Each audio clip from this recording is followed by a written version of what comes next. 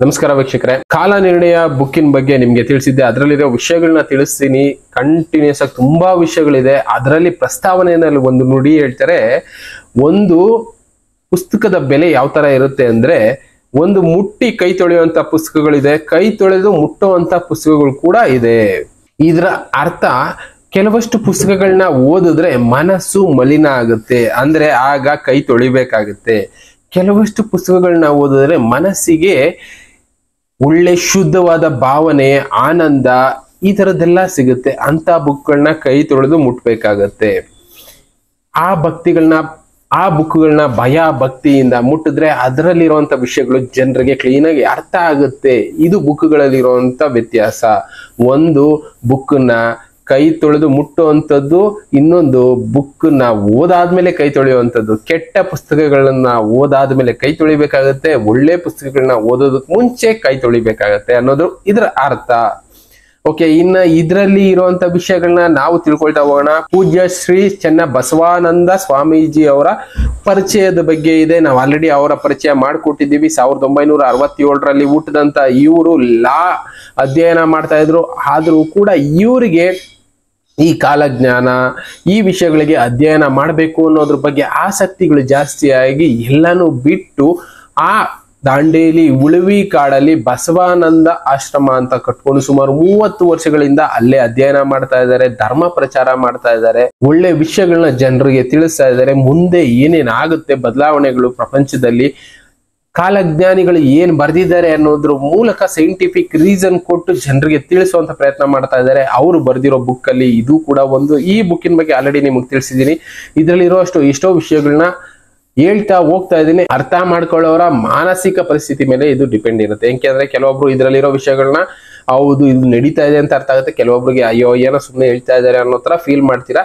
But ಆದ್ರೆ ಇವರು collect ಮಾಡಿರೋ ವಿಷಯಗಳು ಅಂದ್ರೆ 800 ವರ್ಷಗಳ ಹಿಂದೆ ಬಸವಣ್ಣವರಾಗಿರ್ಬೋದು, ಇನ್ನ ಬೇರೆ ಬೇರೆ ಕಾಲಜ್ಞಾನಿಗಳು 36 ಶರಣರುಗಳು ಬರೆದಿರುವಂತ ವಚನ ಸಂಗ್ರಹನ ಇವರು ಕಲೆಕ್ಟ್ ಮಾಡಿ ವಚನ ಸಾಹಿತ್ಯ ಅಂತ ಅದರಲ್ಲಿ ಇರುವಂತ ಇಂಪಾರ್ಟೆಂಟ್ ವಿಷಯಗಳು ಜನಕ್ಕೆ ತಿಳಿಸುವಂತ ಕೆಲಸ ಮಾಡಿದ್ದಾರೆ.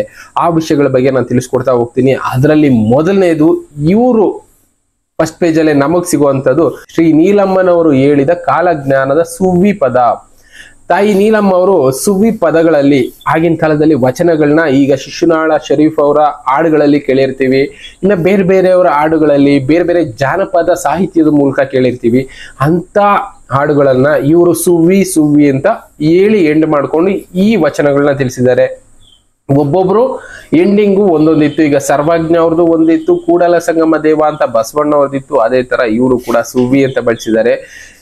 ಸ್ಟಾರ್ಟಿಂಗು ಇವರು ಬರೆದಿರುವಂತ ವಚನಗಳನ್ನ ನಾನು ತಿಳಿಸ್ತಾ ಹೋಗ್ತೀನಿ. ಇದರಲ್ಲಿ ಕೆಲವೊಂದು ಅರ್ಥಗಳನ್ನ ನನ್ನ ಕೈಲೂ ಹೇಳೋದಕ್ಕಾಗದೆ ಇರ್ಬೋದು, ಕಾರಣ ಅದು ತುಂಬಾ ಹಳೆಗನ್ನಡದಾಗಿರೋದ್ರಿಂದ ಅಷ್ಟೊಂದು ಜ್ಞಾನ ನನಗೂ ಇಲ್ಲ.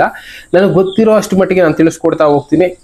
ಅದರಲ್ಲಿ ಚೆನ್ನ ಬಸವಾನಂದ ಸ್ವಾಮಿಗಳು ಹೇಳಿರೋದು ಏನಂದ್ರೆ, ಈ ವಿಷಯಗಳನ್ನೆಲ್ಲ ಜನರಿಗೆ ತಿಳಿಸಿ, ವೀಕ್ಷಕರು ಇದರಲ್ಲಿ ಏನಾದ್ರು ಪ್ರಶ್ನೆಗಳು ಬಂದಾಗ ಅಂತ ಪ್ರಶ್ನೆಗಳನ್ನ ನಮ್ಮ ಹತ್ರ ತಗೊಬನ್ನಿ, ಅದಕ್ಕೆ ಉತ್ತರ ಕೊಡೋ ಕೆಲಸ ನಾನು ಮಾಡ್ತೀನಿ ಅಂತ ಹೇಳಿದ್ದಾರೆ. ಅದಕ್ಕೋಸ್ಕರ ಈ ವಿಷಯಗಳನ್ನ ನಿಮಗೆ ತಿಳಿಸೋ ಕೆಲಸ ಮಾಡ್ತಾ ಇದ್ದೀನಿ.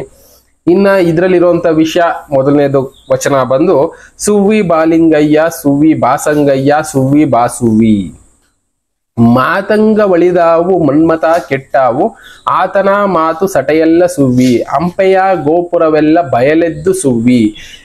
ಈ ಫಸ್ಟ್ ವಚನದಲ್ಲಿ ಇವರು ತಿಳಿಸ್ತಾ ಇರೋದು ಹಂಪೆಯ ಗೋಪುರ ಅನ್ನೋದು ಬಯಲಾಗುತ್ತೆ ಅಂತ ತಿಳಿಸಿದ್ದಾರೆ. ಬಯಲು ಅಂದ್ರೆ ನಾನು ಮೊನ್ನೆ ಗುರುಗಳ ಜೊತೆ ಮಾತಾಡುವಾಗ್ಲೂ ಅವ್ರು ಹೇಳಿದ್ದೇನೆಂದ್ರೆ, ನಾಶ ಆಗುತ್ತೆ, ಬೇರೆ ರೂಪ ಪಡ್ಕೊಳ್ಳುತ್ತೆ, ಇದನ್ನ ಬಯಲು ಅಂತ ಕೂಡ ಕರೆದಿದ್ದಾರೆ. ಅಂತ ಟೈಮ್ ಇಲ್ಲಿ ಬರುತ್ತೆ ಅಂತ ಅವ್ರು ಆಗಿನ ಕಾಲದಲ್ಲೇ ಬರೆದಿದ್ರು. ಈಗ ಆಲ್ರೆಡಿ ಹಂಪೆ ಗೋಪುರ ಅನ್ನೋದು ನಾಶ ಆಗೋಗಿರೋದನ್ನ ನೋಡಿದೀವಿ. ಬಳ್ಳಾರಿ ಬಗ್ಗೆ ತುಂಬಾ ಹೇಳ್ತಾ ಇದ್ರೆ ಹಂಪೆ ಮುಂದಿನ ರಾಜಧಾನಿ ಆಗುತ್ತೆ ಅಂತ ಎಲ್ಲ ತಿಳಿಸಿದ್ದಾರೆ. ಎಷ್ಟೋ ಇದರಲ್ಲಿ ಇವ್ರದ್ದು ಅಂತ ಅಲ್ಲ, ವೀರಭೋಗ ವಸಂತರಾಯರು, ವೀರ ಬ್ರಹ್ಮೇಂದ್ರ ಸ್ವಾಮಿಗಳು ಅವರ ವಚನಗಳಲ್ಲಿ ತಿಳಿಸಿರೋದು ಕೂಡ ಅದೇ. ಇನ್ನ ಅಚ್ಯುತಾನಂದ ದಾಸ್ ಅವರು ಅವರ ವಚನಗಳಲ್ಲಿ ಕೂಡ ತಿಳಿಸಿರೋದು ಹಂಪೆ ದಕ್ಷಿಣ ಭಾರತದ ಒಂದು ಭಾಗ, ಇಡೀ ಭಾರತದ ರಾಜಧಾನಿ ಆಗುತ್ತೆ ಅಂತ. ಅದಕ್ಕೋಸ್ಕರ ಆ ಜಾಗದ ಬಗ್ಗೆನೂ ನಾವು ತಿಳ್ಕೊಬೇಕಾಗುತ್ತೆ. ಮುಂದಿನ ದಿನಗಳಲ್ಲಿ ಆ ಜಾಗದ ಬಗ್ಗೆನೂ ನಾನು ತಿಳಿಸ್ಕೊಡ್ತಾ ಹೋಗ್ತೀನಿ. ಸೊಪ್ಪಿನ ಕಪ್ಪಿಲಿ ಸುಲಿದಾರು ಪ್ರಜೆಗಳು ತಪ್ಪದೆ ಮನೆಗಳ ಸುವ್ವಿ, ನೀಲಮ್ಮ ತಪ್ಪದೆ ಜನಕ್ಕೆ ಹೇಳಿದಳು ಸುವ್ವಿ ಅಂತ ತಿಳಿಸ್ತಾರೆ. 10 ಬೆರಳಿಗೆ ಬತ್ತಿಯನೆ ಸುತ್ತಿ ಹತ್ತಿಸಿ ತುಪ್ಪ ಎಣ್ಣೆಗಳ ಸುವ್ವಿ ಬಿಟ್ಟು ದೊರೆಗಳ ನೆತ್ತಿಯಲ್ಲಿ ಲಿಂಬ ಹೊಸದಾರು ಸುವ್ವಿ ಬಾಜ ಬಾಜರವ ರಾಜ ಬೀದಿಗಳೊಳಗ ಕಾಜಿನ ಬಳೆ ಒಡೆದಾವು ಸುವ್ವಿ ಮತ್ತಿನ್ನು ಮೂಜಗವೆಲ್ಲ ಬಯಲೆದ್ದು ಸುವ್ವಿ ರಸ್ತೆಗಳಲ್ಲಿ ಗಾಜಿನ ಬಳೆ ಒಡಿತವೆ ಅನ್ನೋದನ್ನ ಇವ್ರು ತಿಳಿಸ್ತಾ ಇದ್ದಾರೆ. ಗುಡಿಗೋಪುರಗಳ ಒಡದಾರು ತುರುಕಾರು ಒಡದಾರು ದೇವ ಪ್ರತಿಮೆಯ ಸುವ್ವಿ ದೇಗುಲವ ಔಲೊಡದ ಒಯ್ದು ಉರುಳ್ಯಾರು ಸುವ್ವಿ. ಗುಡಿ ಗೋಪುರಗಳನ್ನೆಲ್ಲ ಒಡೆದಾಕ್ತಾರೆ ಅಂತ ಹೇಳಿದ್ರು, ಅಂಥದ್ದನ್ನೆಲ್ಲ ನೋಡಿದೀವಿ. ಒಡೆದಾರು ದೇವ ಪ್ರತಿಮೆಯ ಸುವ್ವಿ ದೇವರ ಪ್ರತಿಮೆಗಳನ್ನ ಕೂಡ ಒಡೆದಾಕ್ತಾರೆ ಅಂತ ಹೇಳಿದ್ರು, ಅದನ್ನ ಕೂಡ ಕಣ್ಮಿಂದೆ ನೋಡಿದೀವಿ. ಈಗ ದೇಗುಲ ಹಾಳಾಗಿ ಹೋಗುತ್ತೆ ಅನ್ನೋದನ್ನ ಅವರು ಅವರ ಸುವಿ ಪದದಲ್ಲಿ ತಿಳಿಸಿದ್ದಾರೆ. ಬೆಂದೀತು ಪಟ್ಟಣ ನಿಂದ ದೇಗುಲವೆಲ್ಲ ನಂದಿಯ ಕಂಬ ಮುರಿದಾರು ಸುವ್ವಿ ಎಡಬಲಕ ಚಂದ್ರ ಸಾಲೆಗಳು ಕೆಡಿಶಾರು ಸುವ್ವಿ. ನಂದಿ ಕಂಬನ ಮುರಿತಾರೆ ಅಂದ್ರೆ ಉತ್ತರ ಕರ್ನಾಟಕದಲ್ಲಿ ಕೆಲವಷ್ಟು ನಂದಿ ಕಂಬಗಳನ್ನ ಹಬ್ಬಗಳನ್ನ ಮಾಡ್ತಾರೆ, ಅಂತ ಕಂಬಗಳನ್ನ ಮುರಿತಾರೆ, ಪಟ್ಟಣಗಳು ಬೇಯುತ್ತೆ ಬೆಂಕಿನಲ್ಲಿ ಅಂತ ತಿಳಿಸಿದ್ದಾರೆ. ಅಂತ ದಿನಗಳು ಹೋರಾಟ ಟೈಮಲ್ಲೂ ನಡೆದಿದೆ, ಸ್ವತಂತ್ರ ಟೈಮಲ್ಲೂ ನಡೆದಿದೆ, ಈಗಲೂ ನಡೀತಾ ಇದೆ. ಕೆಲವಷ್ಟು ಈ ರೀತಿ ವಿನಾಶಗಳು ನಡೀತಾ ಇರ್ತವೆ. ಇದೆಲ್ಲ ಸಾಕ್ಷಿ ಆಗುತ್ತೆ ಅಂತ ಅವರು ಅವರ ಜ್ಞಾನ ದೃಷ್ಟಿಯಿಂದ ಕಂಡುಕೊಂಡಿದ್ದನ್ನ ವಚನ ಸ್ವರೂಪದಲ್ಲಿ ನಮಗೆ ತಿಳಿಸುವಂತ ಪ್ರಯತ್ನ ಮಾಡಿದ್ದಾರೆ. ಗುಂಡಗಾನ ಕೆರೆಯಲ್ಲಿ ಮುಂದೇರು ಬಿದ್ದಾರು ರುಂಡ ಮುಂಡಗಳು ಕೆಡೆದಾವು ಸುವ್ವಿ ತೆಲುಗಾರು ಬಂಡು ಮಾಡ್ಯಾರು ತುರುಕಾರು ಸುವ್ವಿ ಗೌಡ ಹಿರಿಯರೆಲ್ಲ ಗರ್ವದಲ್ಲಿ ಇರಬ್ಯಾಡಿ ಸುವ್ವಿ ಅಂತ ಹೇಳ್ತಾರೆ.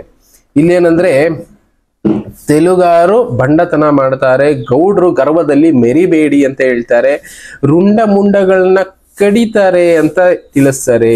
ನೀವೇ ಅರ್ಥ ಮಾಡ್ಕೋಬೇಕು, ಕೆಲವೊಂದು ವರ್ಡ್ಗಳನ್ನ ಹೇಳೋದು ಕಷ್ಟ ಆಗುತ್ತೆ ಅಂತ ವರ್ಡ್ಗಳಿದಾವೆ, ತುಂಬಾ ಸೂಕ್ಷ್ಮವಾದ ವರ್ಡ್ಗಳಿದಾವೆ. ಪ್ರೌಢರಾದಾರು ಕೇಳಿರಣ್ಣ ಸುವ್ವಿ ಸಾರುತದ ಸಟಿಯೆಲ್ಲ ಶಿವನಾಣೆ ಕಿವುಡರಾಗಿರಬೇಡಿರಣ್ಣ ಸುವ್ವಿ.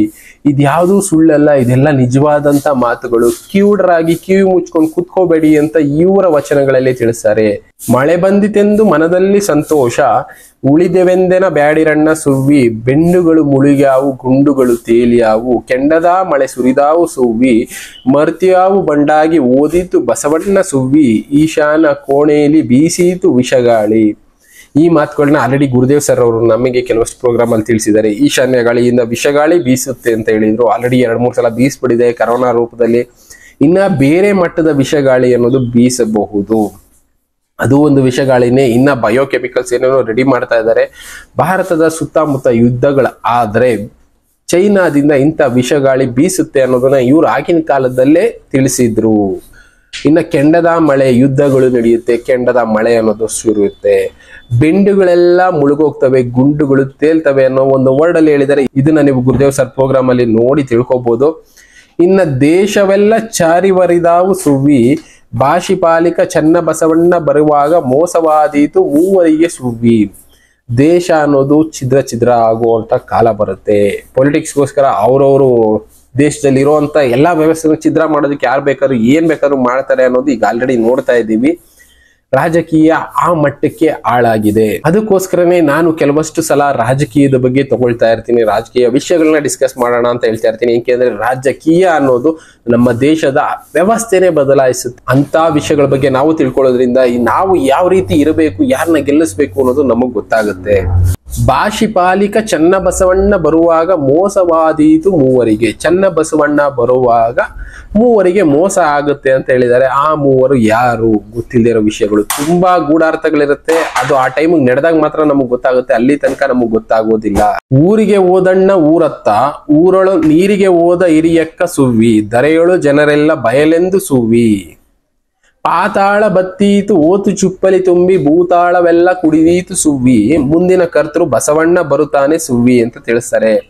ಬಸವಣ್ಣ ಬರೋ ಟೈಮ್ಗೆ ಪಾತಾಳದಲ್ಲಿರೋ ನೀರೆಲ್ಲ ಬತ್ತೋಗುತ್ತೆ, ಅದನ್ನ ಚಿಪ್ಪಲಿ ತುಂಬುವಂತ ಕಾಲ ಬರುತ್ತೆ. ಪಾತಾಳ ಅಂದ್ರೆ ಆಗಿನ ಕಾಲಕ್ಕೆ ಬಾವಿಗಳನ್ನ ಕನ್ಸಿಡರ್ ಮಾಡ್ತಾ ಇದ್ರು. ಬಾವಿಗಳಲ್ಲಿ ನೀರು ಅನ್ನೋದು ಖಾಲಿಯಾಗಿ ಅದನ್ನ ಕಪ್ಪೆ ಚಿಪ್ಪಲ್ಲಿ ಎತ್ತಿ ಬಿಂದಿಗೆಗೆ ತುಂಬುವಂತ ಕಾಲ ಬರುತ್ತೆ ಅಂತ ಹೇಳಿದ್ರು. ಅಂತ ಕಾಲ ಈಗ ನಡೀತಾ ಇದೆ. ಎಲ್ಲಾ ಕಡೆ ನೀರು ಅನ್ನೋದು ಬತ್ತೋಗ್ತಾ ಇದೆ. ಕೆರೆಗಳು ಮುಚ್ಚಾಕಿರೋ ಕಾರಣ ನೀರು ಅನ್ನೋದು ಬತ್ತೋಗಿ ನಾವೀಗ ಬಾವಿಗಳಲ್ಲಿ ನೋಡಿದ್ರೆ ನೀರು ಸಿಗೋದಿಲ್ಲ. ಎಲ್ಲೋ ಕೆಲವಷ್ಟು ಬಾವಿಗಳಲ್ಲಿ ಅವ್ರು ಹೇಳಿರೋ ಪ್ರಕಾರನೇ ಚಿಪ್ಪಲಿ ನೀರನ್ನ ತುಂಬುವಂತ ಕಾಲ ಬಂದಿದೆ.